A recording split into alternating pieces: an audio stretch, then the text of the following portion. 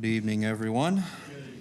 It's great to see everyone, and hope that we learn a lot tonight. Tonight, we're going through the book of Joshua to prep for Lads to Leaders. And last week we went over our chapter 3, which was Israel's crosses over the Jordan. What we saw there was just like a description on how they got from the one side of the Jordan River to the other, a lot like the time Moses parted the Red Sea. And within the Red Sea, they not only were crossing, but they had to cross because they were being chased from behind. But in this instance, they weren't being chased, so it wasn't too much to worry besides what was on the other side. And tonight in Joshua 4, there'll be a little more details that what it wasn't covered in chapter 3, or what wasn't mentioned in or more of an explanation to chapter 4 of why they had the 12. In I believe it's in verse 12 of chapter 3. They mentioned 12 taking of 12 people, and they didn't exactly say what all they were supposed to do. So chapter 4 is more of the explanation behind why there was 12. And there we go. And basically that's the main topic is the memorial stones, which will signify what this event was about.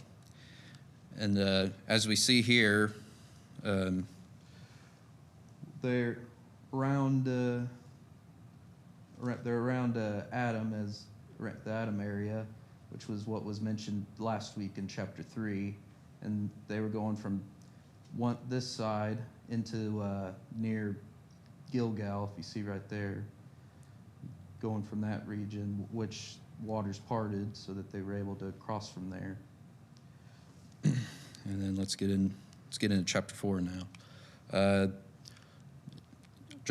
We'll start with Joshua chapter 4, verse 1. I'll read that. And it came to pass, when all the people had completely crossed over the Jordan, that the Lord spoke to Joshua, saying, verse 2, take for yourselves 12 men from the people, one man from each tribe,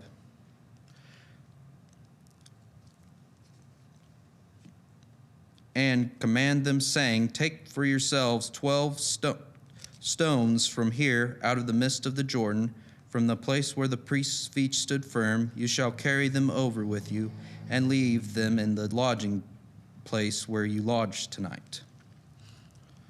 And then here's a picture of them looking for the stones. And what we notice in the beginning here are three important phrases, or three important words, phrases that the first couple of verses use. The first one is all the people, which is an emphasis, according to my footnote, of every tribe of Israel coming together. We see here they're trying to communicate, or at least tell us that they all crossed through in unity.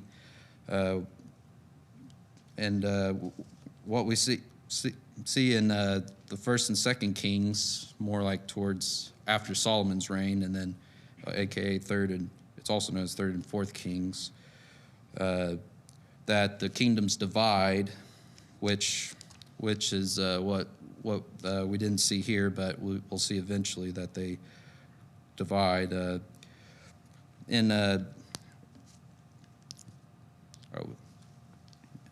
then in Mark 3:24 through 25, Jesus spoke about kingdoms being divided won't stand very long. But in the chapter 4, we didn't see that case. But that's worst case scenario that could have happened if they weren't together. Then they wouldn't have been able to accomplish what they were looking for. And then a good quote from Abraham Lincoln is that a house divided against itself cannot stand, which we believe is what he took it from Mark chapter 3, verse 24 through 25. So that was a good example of what a division will do for you. But in this case, they were together and willing to move along. And then the next phrase is completely crossed. Here could also be interpretation as we're finishing up crossing the Jordan River. As we see here, they're like in the process of crossing over and almost being completely finished. And then it's a continuation basically from the first 5 verses of chapter 5, as we studied last week. Daily Bible today, it's kind of ironic, this always works out this way, that we read about Moses crossing the Red Sea in the Daily Bible, and I can remember them saying there were 600,000 men in the nation. And if you figure women and children, probably well over 1 million, maybe approaching 1.5 million. And we know a lot of bodies dropped dead during the 40 years of wilderness. But I would assume there probably is a very similar number that crossed over. And to have 1 million to 1.5 million people cross over, that's quite a few people, and probably take quite a bit of time. So just kind of putting that all in perspective. Sometimes I think we look at it and we think, well, there's probably about 10 or 20,000, but there was probably 1 million or so. I don't know if we're given the exact number. I haven't studied it that far. Yes, definitely. There is a lot of correspondence with this and with Exodus. We'll definitely get into more about the comparison with the Red Sea and the Jordan. Just one quick note. In this group, 1.5 million people, there were people, probably young at the time, that got to witness the first crossing of the Red Sea. So now they're seeing 40 years later another crossing. They should have been people of dynamic faith to see this happen twice. And yet, for some reason, that didn't ever latch on to it for some reason. Yeah, that's what I noticed. But definitely, hopefully this time it'll help them latch on better, which is what chapter 4 is basically is what's going to describe how they're able to latch on to this crossing, whichever didn't happen, whatever failed the last time they did a crossing of the Red Sea. And then third point, or the third thing that we notice here is the word completely crossed. What I meant crossed over, sorry. Crossed over is one of the most important phrases, as it'll be mentioned, as we'll see throughout the chapter, because that's what the significance is that what happens after they cross over and what they're supposed to do after they cross over is what we'll be talking about next with verse 2, when they talk about the 12 members that were chosen throughout the tribe of Israel. Verse 2 mentions that Joshua had ordered 12 men from each tribe to take on a specific task that was ordered back from chapter 30, verse 12, which I mentioned at the beginning, was they called up at least one person from each tribe to take on a particular task. And in this task, we see that they accompanied as the third group behind the priests. And here, the 12 men's their task was to pick up all 12 stones that were placed within the Jordan River, as we'll talk more about in the next couple of verses. But here, their task was basically to pick up 12 stones and carry it out of the Jordan River into where they're about to lodge.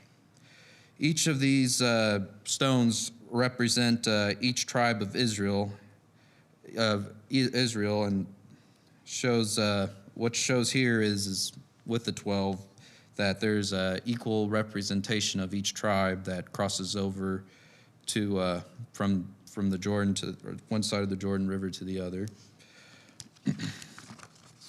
which brings up and then it mentions it to prepare it as a memorial. So my first question is what is a memorial? Or how would we define a memorial? It's like a tribute. Tribute.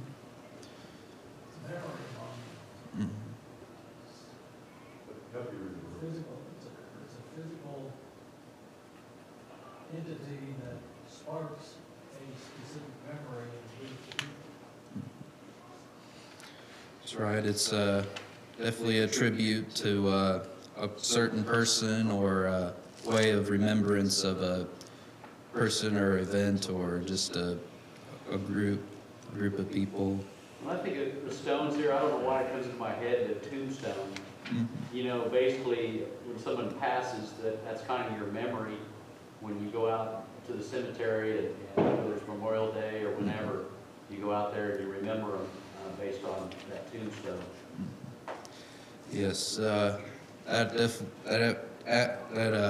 is one of the answers to our next question, which was what was the purpose for having a memorial for this time, which I'll ask now.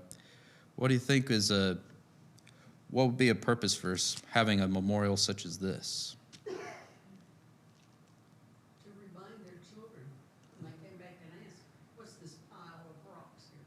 Okay. So we can teach them. That is, it's definitely a good reason to have a memorial, is so that we don't forget why this is so significant, or what somebody did to help them advance in future generations. And this is a miracle. Plain out, the longest miracle. I mean, this defies every, the gravity. It defies the natural flow of water. Everything you can think of. And for you to reflect back, 100 years, 200 years, and say, that really happened. This is the memorial referring. And then you know how powerful God is. And you have no concern about coming in and conquering these people like Joshua and Caleb had 40 years earlier. God's going to do it. If you let God be leading and you follow and are obedient, He's going to make miracles happen. Not today, but back then. And then basically He's going to make His providence. He's going to work wonders in our lives today if we're the same way. Yes, and then by the end of this chapter, we'll have a big answer as to why have a memorial like this. Definitely the biggest thing we take out of this is that the 12 stones were meant to symbolize an event that occurred here near the Jordan River, that basically a miracle happened, which was the parting of the Jordan River for everybody to cross over. But this is definitely not meant to be remembered just with that one generation. It's supposed to be remembered throughout every single generation of Israel. And then the next section, verses 4 through 9, reads, Then Joshua called the 12 men whom he had appointed from the children of Israel, one man from every tribe. And Joshua said to them, Cross over before the ark of the Lord your God into the midst of the Jordan, and each one of you take up a stone on his shoulder according to the number of the tribes of the children of Israel, that this may be a sign among you when your children ask in time to come, saying, What do these stones mean to you? Then you shall answer them that the waters of the Jordan were cut off before the ark of the covenant of the Lord. When it crossed over the Jordan, the waters of the Jordan were cut off. And these stones shall be for a memorial to the children of Israel forever. And the children of Israel did so, just as Joshua commanded, and took up the 12 stones from the midst of the Jordan, as the Lord had spoken to Joshua, according to the number of the tribes of the children of Israel, and carried them over with them to the place where they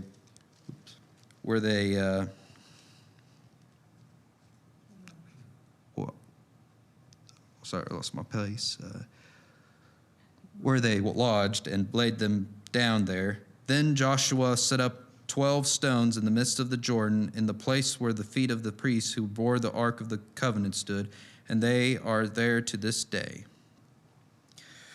Joshua in these verses further instructs the 12 men to go before the priests to get prepared to pick up these stones. And once we see the priests stand before the people, and once they were able to part the ways because of the presence of God was there, they were able to do the task they were assigned to accomplish. They're basically setting up pieces for the development of the memorial. Shows how the presence of the Lord when they carry the Ark of the Covenant parted the river and basically gave a pathway for everybody to cross to. And then this was something I always wondered as I read about the stones. Can anybody have any guesses of how heavy these stones were? So carry them on your shoulders, so that each man could carry so much weight, so. Yes. Guess as good as mine. 75 is probably a good number. Yeah. As we saw here, it's not mentioned how big they were or how heavy they were, but just as a theory I had, basically when they made their decision of who the 12 were, I thought it was more like who the strongest probably was of their tribe, and they picked them to carry the stones. So it probably wasn't, they didn't just pick anybody, they probably picked probably the strongest, but it's just a theory, so I'm not very sure how they chose, but they just chose 12 people. I don't know how big those men were, but we Yeah. come in today, we did that 450 pounds. Yeah. Not me, but Especially college athletes, you see how much they lift these days. We assume that the ones that Joshua would put back in the midst of the Jordan had to be quite heavy to withstand, the currents therefore. And I assume it was very, very similar in the middle as it was in the camp, and that way they could look at it and say these are similar, and this is, a testimony to what really happened. Good point there. And then this is pretty repetitive throughout, but the thing they were trying to drive home to is that this memorial was to last for generations, last forever, and throughout it says this memorial is going to last forever. It's not going to end. And then in verse 8, we notice that the people did as Joshua commanded. And in comparison to Moses at this point, what do you think sets Joshua apart from Moses during this point, from a leadership perspective? Obviously had the ability to motivate 1.5 million people to step out into a river with a wall of water upstream from them. And then not sure if it's talked. I don't think it's talked too much in Joshua, but during Moses' time, I'd say he probably had the hardest job as when he was leader, because he dealt with a lot of people wanting to rebel or basically go back to Egypt or basically forsake. Yes. Stands out to me as a there was one saying that the Israelis all secret known at that time of like the wars that he did secret the sea because they would chase like this. But, I know it doesn't say it, but later on, we're gonna see that there were men from a couple of these tribes that were prepared for battle. About 40,000 of them that went before.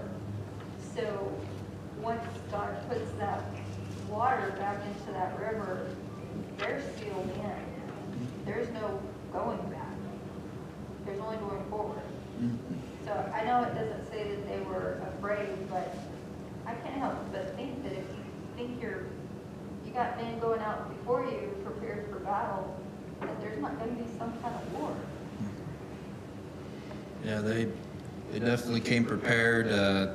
They didn't have it in their mind that it was just going to be a peaceful transition from one side to the other. They had to be prepared for anything, for battle or just unwelcome visit or welcome territory from the Canaanites. I mean, some they had to conquer by force, and others, as John mentioned at a kids sing, that were willing to make peace with the Israelites. And then moving on, and then we'll talk more about the 40,000 troops in the next section. But everything was done as commanded. And in my footnote here, there are three possibilities within verses 8 through 9 of how Joshua set up the stones. First, Joshua may have set up a separate pile of stones in the midst of the river, which was probably visible during the dry season. Second, Joshua as leader was credited with taking the 12 stones out of the river by means of the 12 men in his employ. The phrase in verse 9 means that Joshua commanded the men to set up 12 stones from the midst of the Jordan. Third, verse 9 might be retrospective. Joshua had set up 12 stones in the middle of the Jordan, and that the 12 men subsequently picked up those same stones and laid them down in the camp. So, Scripture here didn't really specify how these stones were set up, but with a few thoughts, we know that this was definitely planned from the beginning, that there would be a memorial for this crossing, and that there would be stones ready to go for them to pick up. And then the last point before we move on, John the Baptizer. Most people say Baptist, but I prefer the Baptizer. Sees this part of the Jordan River as significant as Matthew chapter 3 verse 9 mentions.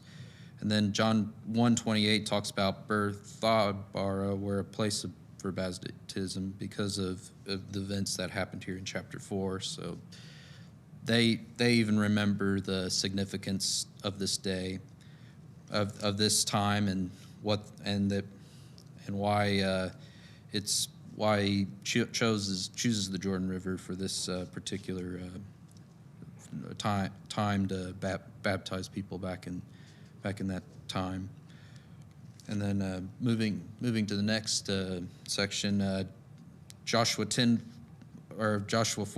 through 14 reads here, "So the priests who bore the ark stood in the midst of the Jordan until everything was finished, that the Lord had commanded Joshua to speak to the people according to all that Moses had commanded Joshua. And the people hurried and crossed over. Then it came to pass, when all the people had completely crossed over, that the ark of the Lord and the priests crossed over in the presence of the people. And the men of Reuben and the men of Gad and half the tribe of Manasseh crossed over armed before the children of Israel, as Moses had spoken to them. About 40,000 prepared for war, a crossover before the Lord for battle. To the plains of Jericho on that day the Lord exalted Joshua in the sight of all Israel, and they feared him as they had feared Moses all the days of his life." And then what we see here is that they finally talk about what happens when they get ready to cross over the Jordan River. Biggest thing here is that the people, it indicated that the people were very eager and wanting to cross over the Jordan River. What do you think drives them to want to cross the Jordan River at this time? It's been their task and their goal for 40 years to get across the river. Probably a good speech or something like Joshua. And then to see the water roll back in the arms, the feet of the priests, that's the water. They're ready to go. Yes, think possibly, not only did they have probably heard a great speech from Joshua, but they probably had a lot of faith and trust in Joshua, and that God would deliver him from the whatever or wherever they're trying to get to, which is here, the Promised Land, and they had the trust that they could be able to cross. And then the next one is, if you were told that you were to have to cross the river like the Jordan River, how would you react to this? Well, it'd be a little scary. And then, what if they didn't tell you it was going to part, but you just have to have faith that you can just cross it? That reminds me of Peter walking on the water with Jesus. You know, all of a sudden he got fearful that he was going to sink, and he did, because he lost his faith. That's when Jesus grasped his hand. So this kind of reminds me, you know, when you're going across, that you have faith that those waters are going to stay where they are. Mm-hmm. Yeah, that's a good point there. I mean, Peter had a little bit of faith that he could be able to walk on water, but once he started to have doubt, that's when he fell, and that's when he couldn't cross. And here it could be easy to doubt and not be able to cross at all, but in this situation, they weren't afraid to cross over at all. And then, But they hurried. yes, yeah, they were in a big hurry. It wasn't like, especially at the Red Sea, they were in a big hurry because not only did they have to cross, but they had people chasing them. So, but luckily here, I mean, they still hurried, but it wasn't as hasty as it was with the Red Sea when the Egyptians were chasing them. And then we can think back to Joshua chapter 1, verse 12 through 13. It was promised that the tribes of Reuben, Gad, and half the tribe of Manasseh were to be the first to cross over the Jordan River. If they crossed, they would take over any land they touched in Canaan, and it came true here, as in chapter 4, they were the first to cross. And then in Numbers 32:12 mention.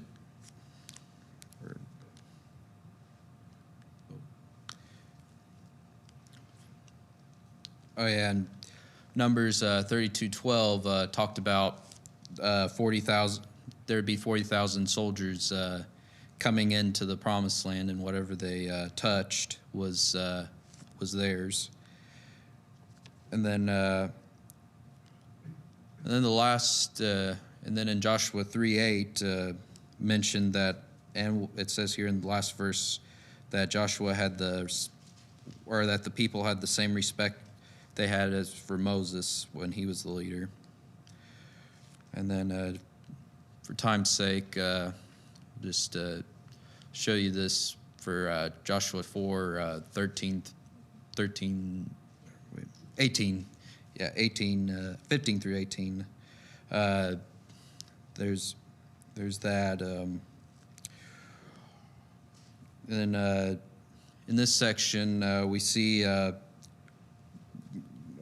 going back to chapter 3, from 13 to 16, talked about how the rivers would return to normal once the presence of God, or the Ark of Covenant in this case, got off the dry land. Then everything just went back to normal.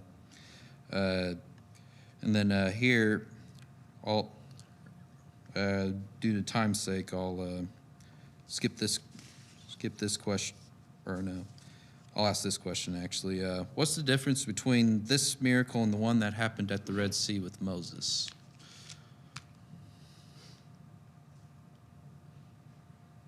They didn't have the ark then. They didn't. Yeah, they didn't have a. Right. Moses used his rod, dipped it in the water and parted. Mm-hmm. That's right. Basically, they didn't have the presence of. They didn't have to have a presence of God to move the sea at the Red Sea. They just relied on Moses' staff, and also there was no urgency to cross like the first time. But also, a big point I've noticed is that if you notice with the Red Sea, they didn't have like a plan to have a memorial, like in chapter 4 or in chapter 4. But I guess they it's more of a tie-in, which we'll get to more with after this. We go over this section. Then there's Joshua chapter 4, 19 through 23, and then here's a good illustration of the stones that were stacked at the end of the chapter.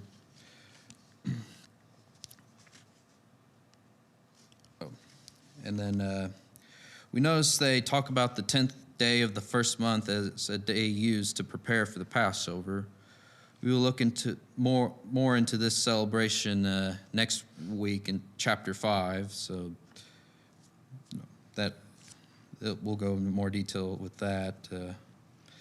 And the first thing was the meaning of Gilgal, according to my footnote, is circle, which is what is described here because of the Gilgal's exact location isn't exactly known, but they can estimate from here that it's at least close to the Jordan River, is like close to where they're about to go to Jericho and Ai, which we'll get to in the next couple of weeks.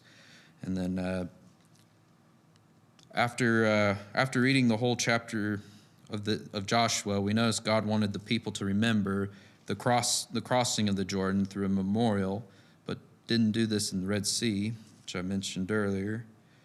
And then I was going to ask, what makes us? What's a thing we think of? Why have a memorial for this event but not for the Red Sea? Well, this is kind of the terminus, this is the end of the long trek. And they still have to conquer, but their goal is to get in too. So, we can try to second guess that, but it seems to me that he wanted us to deeply remember this special day. He fulfilled his promise. Yes. I think God knew that their hearts were going to falter from the Red Sea. And so, the human nature is when you leave a situation, you don't act right sometimes. But the 40 years, like we said a couple weeks ago, did them well and humbled their hearts and made them probably more apt to be obedient to God. So this is kind of, I don't want to say second chance or whatever, but this is God's kind of second chance to say, now here's the time to come in because you guys are ready. You're ready. I think too, it's just the promise. The crossing the Red Sea was not what God promised. It was the land that they were at when they crossed the Jordan. That was the promise. Yes.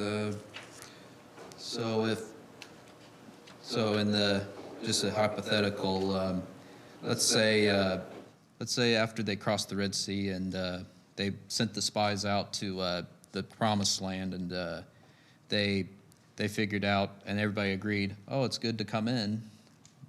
Would the events have been different this time, the first time around, or would it have been the same? We would still have been crossing over the Jordan River.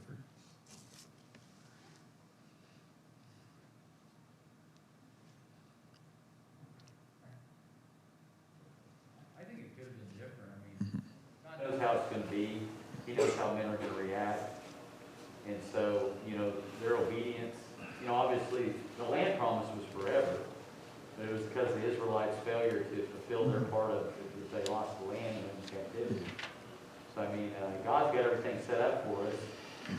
Are we going to allow it to happen now, or are we going to mess it up where it doesn't happen until later, maybe never? So, that's just my thought. Okay. Yeah, I was just curious. I just wanted to ask you that question. I thought it was really nice to ask. When And- they crossed the Red Sea, fleeing from the Egyptians, the people were afraid. In fact, they wanted to go back. They said, look, we've got this sea before us, we got all these Egyptians coming behind us, let's turn around and go back. It was better back there. But you don't see that here. No. Well, the Red Sea is clearly the other side of the desert. This is right next, that is their eastern border. Well, it's not even their border. That's shared between them and three of their brethren. And it's gonna be a constant memorial. Good point.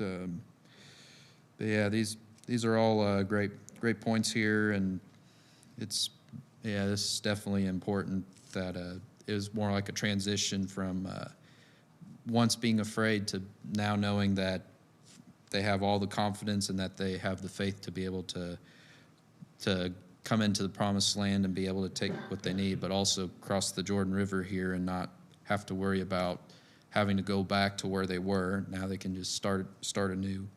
And then to close it out, these 12 stones were believed to help show all the nations around them the power of God, and also to help the Israelites fear the Lord their God in a good way, of course. Biggest thing is faith and commitment is what God wants from his people, which is why Jesus and the apostles did miracles, so that everybody would remember and take into consideration the faith that God wants us to have, and also it basically showed the power of God from John 20:30 through 31. And to close out, show this one more time.